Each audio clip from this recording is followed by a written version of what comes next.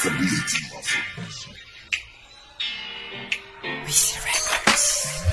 ka dapat mainipin dahil may proseso ang bawat gustong humigin. Di dapat isipin na malabo ang pangarap, kaya pilit na kuwain na sa'yo ay nararapat. At sipagan mo lang at hayaan mo lang, ikaw lang din naman ang tunay na nakakaalam ng lahat ng pinagdaanan na hindi mo sinukuhan. Kasi alam mo naman na meron din patutunguhan. Alam nyo ba